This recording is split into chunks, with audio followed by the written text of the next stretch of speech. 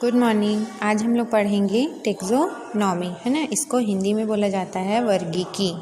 ठीक है, तो ये जो टेक्सोनॉमी है, सबसे पहले तो इसको हम देखेंगे कि टेक्सोनॉमी ये वर्ड क्या चीज़ है ना। तो जो टेक्सोनॉमी है वो दो शब्द से मिलकर बना हुआ है। कौन कौन सा शब्द है इसमें? तो इसमें है टेक्सा, है ना, यानी कि टेक्सीज प्लस नॉमस, है ना।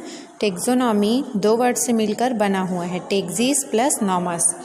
तो टेक्सीज का मतलब क्या होता है? अरेंजमेंट। इसका मतलब क्या होता है? अरेंजमेंट। और नॉमस का मतलब क्या होता है? नॉमस का मतलब होता है लॉ, है ना, मतलब अरेंजमेंट। इसको क्या बोलते हैं? व्यवस्थित करना, व्यवस्थित, है ना। और लॉ का मतलब होता है हिंदी में नियम। तो टेक्सोनॉमी ये दो शब्द से मिलकर बना हुआ है, टेक्सीज प्लस नॉमस। तो टेक्सीज का मतलब होता है अरेंजमेंट, है ना, यानी कि व्यवस्थित करना किसी भी चीज़ को। और नॉमस का मतलब होता है लॉ। तो वह नियम, है ना, जिसके थ्रू व्यवस्थित किया जाता है, मतलब व्यवस्थित करने का नियम। टेक्सोनॉमी क्या है? व्यवस्थित करने का नियम है। किसको व्यवस्थित करने का नियम है? तो जीव जंतुओं को, है ना। तो टेक्सोनॉमी का मतलब है कि व्यवस्थित करने का नियम, है ना। तो हम सबसे पहले यहाँ पर देखेंगे कि जो टेक्सोनॉमी है ना, यानी कि वर्गीकी। तो वर्गीकी का जनक, है ना, किसको बोलते हैं? पहले भी बताए थे कि कैरोलस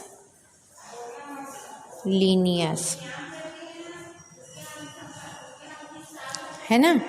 वर्गीकी का जनक किसे माना जाता है? कैरोलस लीनियस को वर्गीकी का पिता या जनक कहा जाता है। ठीक है, अब हम देखेंगे कि जो टेक्सोनॉमी है उसकी परिभाषा किस प्रकार से होगी। यहाँ पर तो एक सीधा सा है कि व्यवस्थित करने के नियम को बोलते हैं टेक्सोनॉमी। टेक्सोनॉमी ये क्या है? जिस प्रकार से हम लोगों ने विज्ञान क्या है देखा था, और उसके अंतर्गत बताया गया था कि विज्ञान की कई शाखाएं होती हैं। तो उनमें से एक शाखा क्या है? टेक्सोनॉमी। वर्गीकी भी विज्ञान की एक शाखा है, जिसके अंतर्गत, है ना, विज्ञान की वह शाखा जिसके अंतर्गत जीवों को पहचान कर, है ना, सबसे पहले जीवों को क्या करते हैं? पहचानते हैं, फिर उसको नाम देते हैं, यानी कि उसका नामकरण करते हैं, फिर उसका वर्गीकरण करते हैं, है ना। तो इसी को बोला जाता है टेक्सोनॉमी। तो टेक्सोनॉमी क्या है? व्यवस्थित करने का एक नियम है। तो यहाँ पर वही नियम लागू होगा कि सबसे पहले उसका पहचान होगा, है ना। किसी भी चीज़ को सबसे पहले उसका बिना पहचान के उसका नामकरण नहीं करेंगे, है ना, इसे एक नियमबद्ध करेंगे। तो सबसे पहले नियम में क्या आएगा? पहचान करना है, फिर नामकरण करना है, फिर उसका वर्गीकरण करना है। तो ये क्या है? एक नियम के थ्रू ये किया जाता है ना। जीवों को जो व्यवस्थित करने का एक नियम होता है, तो उसी नियम को बोलते हैं टेक्सोनॉमी। अब हम देखेंगे कि वर्गीकी या टेक्सोनॉमी के कौन कौन से एलिमेंट्स या तत्व होते हैं। हम देखेंगे एलिमेंट्स ऑफ टेक्सोनॉमी। जो वर्गीकी है उसके कौन कौन से तत्व होते हैं, है ना। तो वर्गीकी के 3 तत्व होते हैं। कौन कौन सा होगा? तो सबसे पहले हम यहाँ पर ले लेंगे कि सबसे पहला तत्व होगा पहचान। जीवों का सबसे पहले क्या करेंगे? पहचान करेंगे। इसको इंग्लिश में क्या बोलेंगे? आइडेंटिफिकेशन, है ना। टेक्सोनॉमी का पहला तत्व क्या होगा? आइडेंटिफिकेशन। दूसरा तत्व क्या होगा? नामकरण, मतलब नॉमेनक्लेचर, नॉमेनक्लेचर ये दूसरा तत्व है। तीसरा तत्व होगा वर्गीकरण, ना, इसको बोलते हैं क्लासिफिकेशन। तो इस प्रकार से, है ना, टेक्सोनॉमी के एलिमेंट्स हैं 3। एक आइडेंटिफिकेशन, फिर उसका नॉमेनक्लेचर और क्लासिफिकेशन।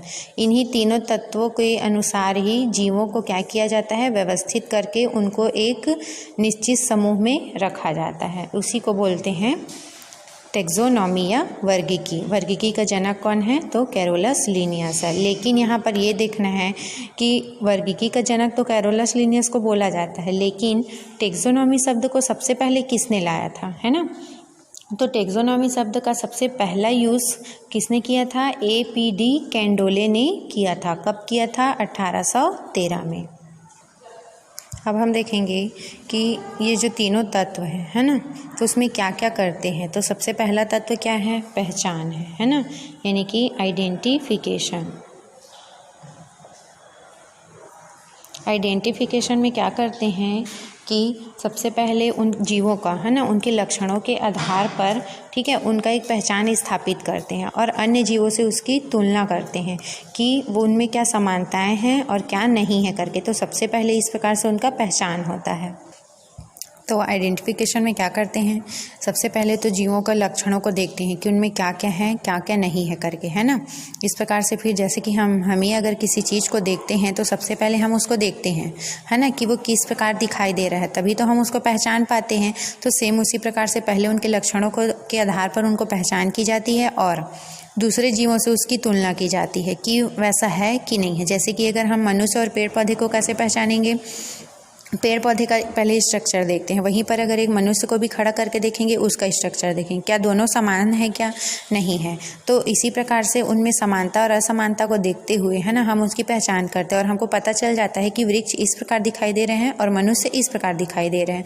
तो इस प्रकार से किसी भी जीवों का क्या किया जाता है, आइडेंटिफिकेशन किया जाता है।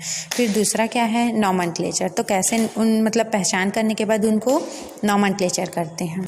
तो नॉमेनक्लेचर में क्या करते हैं, है ना, किसी भी जीव की जब पहचान हो जाती है तो पहचान होने के बाद क्या करते हैं, उनको हम किस नाम से पुकारेंगे, है ना, तो उसके लिए क्या करते हैं, उनको एक निश्चित नाम दिया जाता है जिसको बोला जाता है नॉमेनक्लेचर या नामकरण। तो नॉमेनक्लेचर की क्यों आवश्यकता होती है, यदि हम अगर देखते हैं कि जैसे कि हम यहाँ है, छत्तीसगढ़ में है ना, यदि हम जो चीज़ छत्तीसगढ़ में जिस भी जीव का, जैसे कि क्या है, अगर हम आलू को ही ले लेते हैं तो हम यहाँ उसको आलू नाम से जा रहे हैं, लेकिन यदि हम अगर उसी को दूसरे राज्य में जाएंगे, है ना, तो यदि वहाँ पर अगर इसका नाम नहीं होगा, एक विशिष्ट नाम नहीं होगा, तब हम उस राज्य में जाकर क्या बोलेंगे, क्या चीज़ दो बोलेंगे। यदि हमको आलू चाहिए रहेगा तो हम क्या बोलेंगे उसको।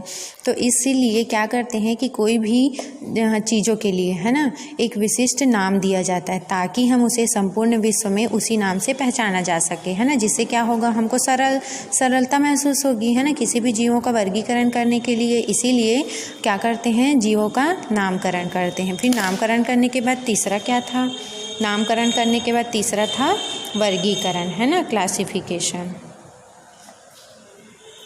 तो क्लासिफिकेशन में क्या करते हैं, क्लासिफिकेशन में क्या करते हैं,